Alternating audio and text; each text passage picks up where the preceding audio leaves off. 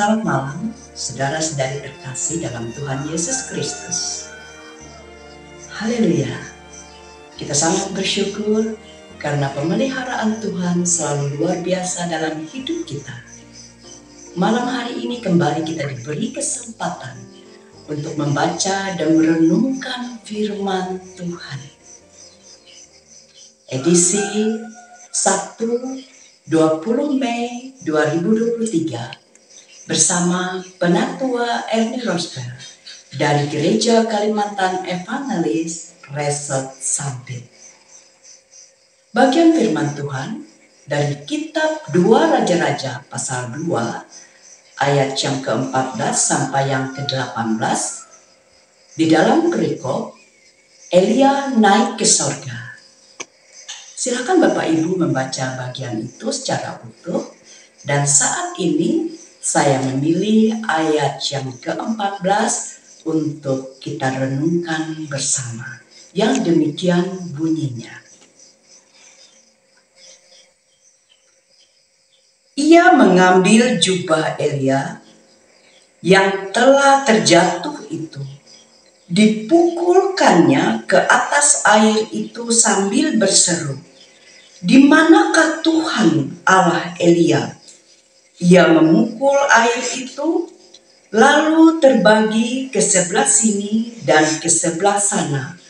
Maka menyeberanglah Elisa. Berbahagialah setiap orang yang mendengar firman Tuhan dan percaya. Amin. Saudara-saudari terkasih dalam Tuhan Yesus Kristus, bagian ini adalah bagian terakhir ketika Elia bersama Elisa. Saya mencoba mencari apa arti kata Elisa. Ternyata artinya sangat luar biasa. Persamaan Elisa adalah Elohim, artinya juru selamat.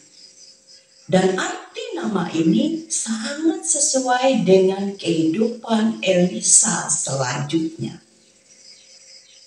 Latar belakang Elisa, ia seorang petani yang dipilih dan dipanggil secara khusus melalui Nabi Elia. Dalam 1 Raja-Raja pasal yang ke-19 ayat yang terakhir dikatakan Elia diperintahkan oleh Tuhan untuk mengurapi Elisa melanjutkan tugas kenabiannya. Elia melakukan itu ketika Elisa sedang membaca. Ia menjumpai Elisa dan melemparkan jubahnya kepada Elisa. Dan Elisa menyambut itu. Dan respon Elisa sangat luar biasa. Alkitab menulis bahwa Elisa mengambil lembu, sepasang lembu yang dipakainya untuk membajak, kemudian menyembelih dan memasaknya dengan kayu bajak lembu tersebut. Ini suatu respon yang luar biasa, bahwa ia siap meninggalkan pekerjaan itu dan mengikuti panggilan yang diberikan kepadanya. Bagian yang kita baca tadi yaitu tentang bagaimana yang dilakukan oleh Elisa. Elisa setia mengikuti Elia. Kalau Bapak Ibu Saudara membaca bagian di atas dari bacaan kita ini, akan diketahui bahwa kehidupan Elisa dan Elia selalu bersama. Beberapa kali ketika Elia mau berpisah dari Elisa, Elia meminta supaya Elisa itu tidak mengikuti dia. Tetapi Elisa tidak mau melakukan itu. Dia tetap mengikuti Elia. Dan betul-betul sampai pada bagian terakhir, Elisa melihat bagaimana teladan iman yang diberikan oleh Elia betul-betul dipahami oleh Elisa. Pada bagian terakhir, sebelum Elia terangkat, dipisahkan dari Elisa, dia memberikan kesempatan kepada Elisa untuk meminta apa yang dilakukan oleh Elia kepadanya. Saudara, apa yang dilakukan, yang diminta oleh Elisa sangat luar biasa. Dia mengatakan bahwa aku meminta 2 bagian dari rohmu. Elia tentu kaget mendengar permintaan Elisa. Elia katakan ini permintaan yang sangat sukar.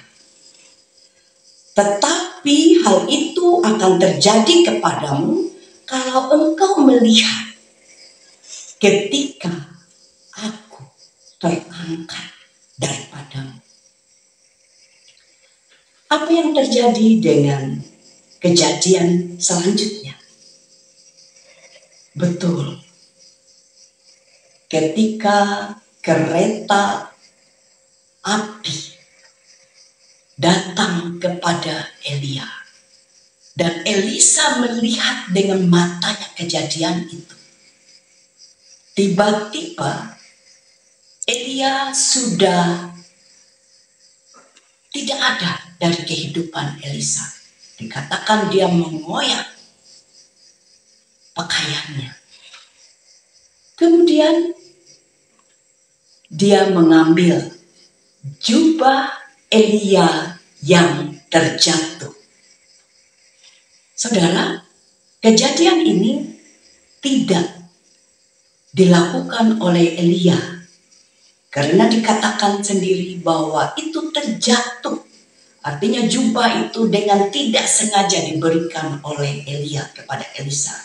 Tetapi kalau Elisa melihat kejadian yang dialami oleh Elia ketika dia terangkat dari kehidupan Elisa, maka apa yang diminta oleh Elisa kepada Elia, 2 bagian roh Elia, itu akan terjadi. Permintaan Elisa dalam hal ini kepada Elia itu sangat berpengaruh dalam kehidupan pelayanan Elisa selanjutnya.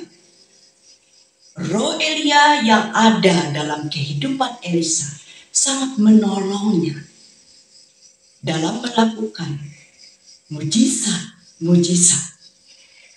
Penafsir mengatakan, dan kita dapat membaca dalam kitab 2 Raja-Raja setelah apa yang kita baca pada malam hari ini, bahwa kejadian-kejadian yang luar biasa terjadi dalam kehidupan Elisa.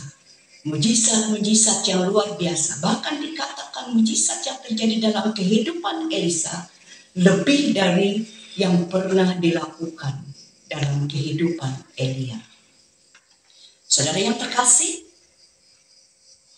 teladan iman yang diberikan oleh Elisa sungguh memberkati setiap orang percaya sepanjang masa.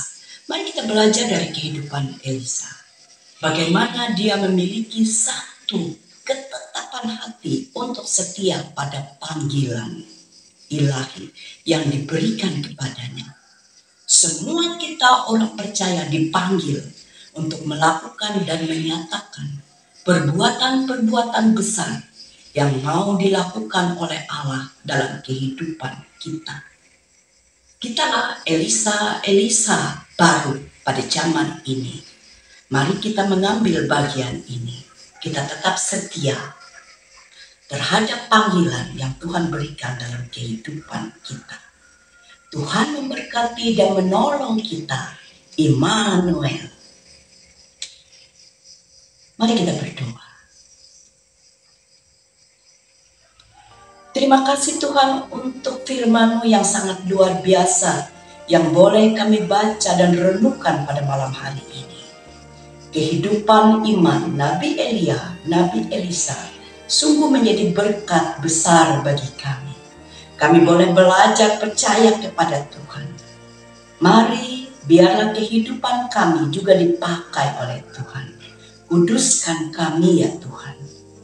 Kami rindu melakukan dan menyatakan kebaikan-kebaikan Tuhan dalam hidup kami.